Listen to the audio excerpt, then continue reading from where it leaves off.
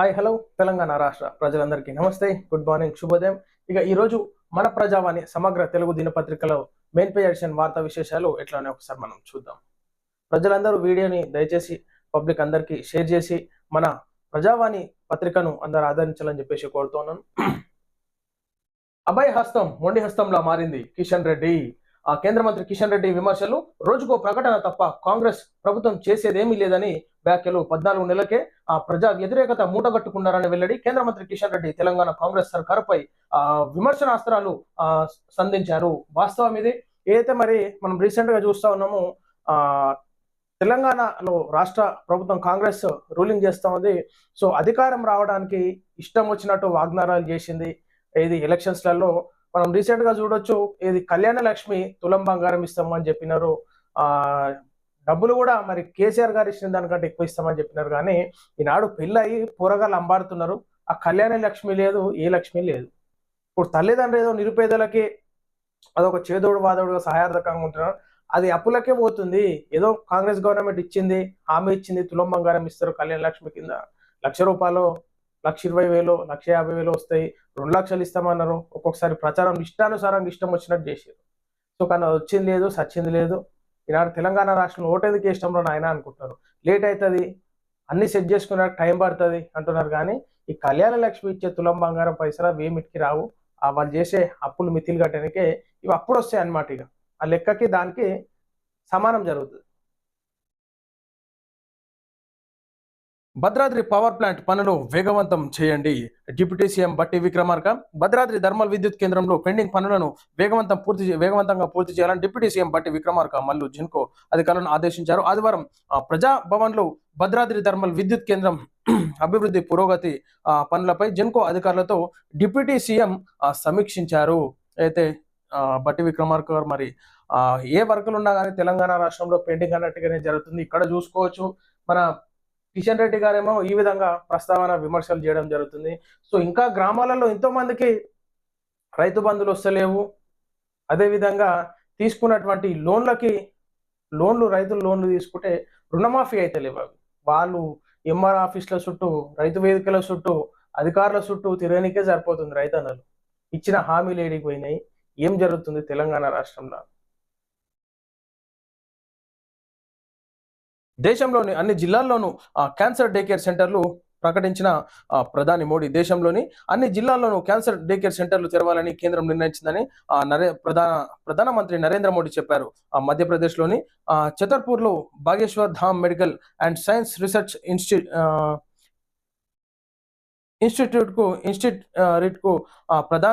కొంచెం spelling mistake ఉంది. ఇన్స్టిట్యూట్కు ప్రధాని ఆదివారం నాడు శంకుస్థాపన చేశారు. ఏదైతే మరి ఎంతో మంది నిరుపేదలు క్యాన్సర్ రోగాల బారిన పడి ఎంతో మంది నిరుపేదలు డబ్బులు పెట్టలేక ఎంతో మంది చనిపోవడం జరుగుతుంది. కాబట్టి ఖచ్చితంగా దానిపైన అవగాహన తెలుపుతూ క్యాన్సర్ డే కేర్ సెంటర్ని వాటిపైన అవగాహన కల్పిస్తూ ఈనాడు నరేంద్ర మోడీ గారు ఇది ఒకటి స్టార్ట్ చేయడం జరిగింది. సో ప్రజలందరూ క్యాన్సర్ బారిన పడే వాళ్ళు భయపడొద్దు. సో ఈనాడు కేంద్ర ప్రభుత్వం కూడా దానిపైన దృష్టి పెడతా ఉంది. మెడిసిన్స్ రేట్లన్నీ తగ్గించే విధంగా కృషి చేస్తూ ఉంది. సో ఖచ్చితంగా ఆత్మధైర్యంతో ఉండాలని చెప్పేసి కోరుతా ఉన్నాను. శంషాబాద్ నుంచి ఫ్యూచర్ సిటీకి కేవలం 40 నిమిషాలే మెట్రో ఎండి. హైదరాబాద్లో ఫ్యూచర్ సిటీ మెట్రో కారిడార్ శరవేగంగా సాగుతున్నాయని తెలిపారు. హైదరాబాద్ మెట్రో ఎండి ఎన్విఎస్ రెడ్డి కేవలం 40 నిమిషాల్లోనే గమ్యాన్ని చేరుకోవచ్చని వెల్లడించారు.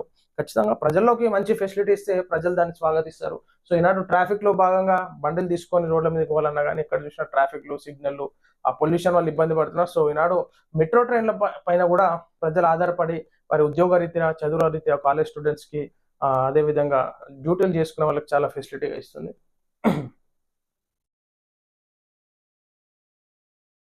3 రోజులు వైన్ షాప్స్ బంద్. తెలంగాణలో మందు బాబులకు ఎదురు దెబ్బ తగిలింది. ఇటీవల బీర్లపై రేవంత్ రెడ్డి ప్రభుత్వం ధరలు పెంచగా ఆ షాక్ నుంచి కోలుకోకముందే, షాక్ నుంచి కోలుకోగాదు, ఆ షాక్ లో కూడా తాగుతారు. మళ్ళా రేట్లు పెంచినా సరే ఏం కాదు, అరే రేట్లు ఎక్కువైనా నా బాధతో కూడా తాగుతారు. ఇంకా ఆమ్దాని ఎక్కువ అయితేనే ఉంటుంది.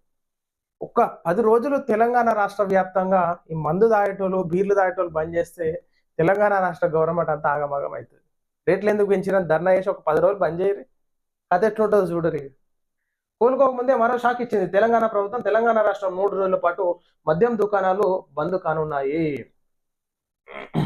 బంద్ అయితే ఏముంది, ముందుగానే తెచ్చి స్టాక్ పెట్టుకొని తాగుతారు. అంత హుషారున్నారు తెలంగాణ రాష్ట్రంలో. ముందుగానే తెచ్చి పెట్టుకుంటారు. ఈరోజు పోయి కాటన్‌లో 2, 3 ఫుల్ బాటిల్‌లు తెచ్చి పెట్టుకుంటారు. 3 రోజులు బంద్ ఉంటే 3 ఫుల్ బాటిల్ తెచ్చి పెట్టుకుంటారు. ఢిల్లీ ప్రతిపక్ష నేతగా మాజీ సీఎం అతీషి ఏకగ్రీవం. ఢిల్లీ అసెంబ్లీలో ప్రతిపక్ష నేతగా ఇంకో ముచ్చట చెప్పాలి. ఇప్పుడు 3 రోజులు వైన్ షాప్స్ బంద్ అంటుర్రు కదా! ఇగ ఊర్లల్ల మొత్తం బెల్ట్ షాప్‌ల దందా జోరుగా నడుస్తది. ఈరోజు మొత్తం వైన్ షాప్‌లు ఖాళీ చేస్తారు ఈ బెల్ట్ షాప్‌లోళ్ళు పోయి. ఎన్ని సార్లు ప్రకటనలు ఇచ్చినా, ఎంత అవగాహనలు చెప్పినా గానీ, ఈ అధికారుల నిర్లక్ష్యం వల్ల బెల్ట్ షాపులు నడుస్తూనే ఉన్నాయి. నకిలీ మద్యం తయారు చేసుడు, నాసిరకమైనటువంటి మద్యాన్ని ఏదో తెచ్చి మిక్సింగ్ చేసుడు, ఆ విధంగా చనిపోయినటువంటి సందర్భాలు గూడా మనం చూడొచ్చు ఈ బెల్ట్ షాపుల వల్ల. దాన్ని టోటల్‌గా నిర్మూలించాలి. అది ఎప్పుడైతదో కథ మరి.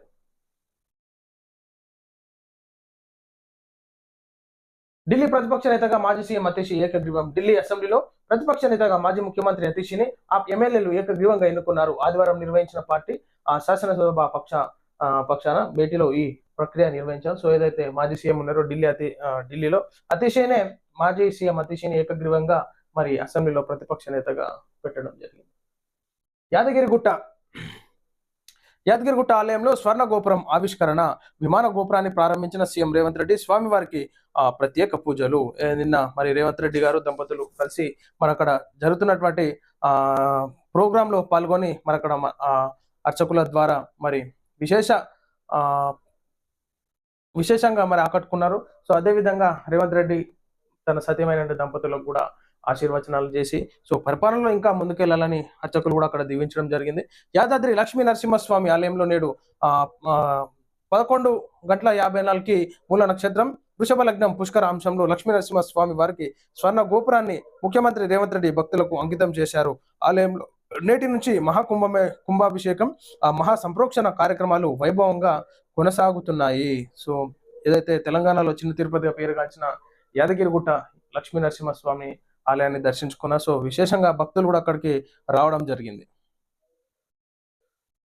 శాశ్వత కాల్పుల విరమణ ఒప్పందానికి ఇజ్రాయెల్ అంగీకరిస్తే మిగిలిన బందీలందరినీ ఒకేసారి విడుదల చేయడానికి మేము సిద్ధంగా ఉన్నామని హమాస్ చాలాసార్లు చెప్పిన విషయం తెలిసిందే. గాజాలో ఆ కాల్పుల విరమణకు మేము సిద్ధమే.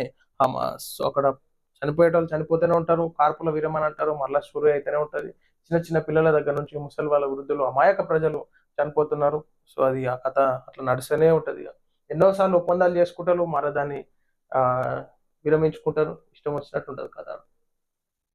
యూట్యూబర్ కు 4 నిమిషాల్లో ఓకే చెప్పిన సత్య నాదెల్లా.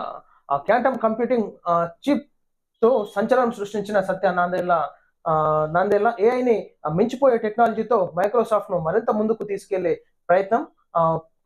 ఓంపాడ్ కాస్ట్ లో పాల్గొనేందుకు పెద్దగా ఆలోచించకుండా నిర్ణయం తీసుకున్న వైనంబిల్ గేట్స్ మానస పుత్రిక.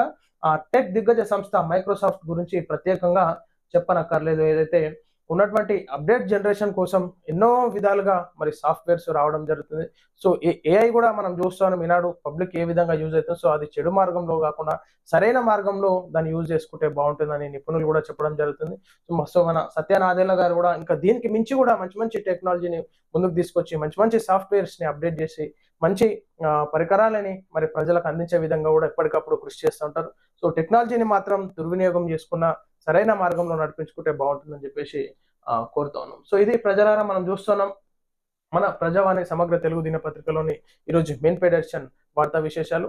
అందరూ ఈ యొక్క వీడియోని లైక్ చేసి షేర్ చేసి ప్రజల్లో మంచి ఆదరణ పొందే విధంగా ప్రతి విషయాలను మీకు అందిస్తోంది మన ప్రజావాణి తెలుగు దినపత్రిక.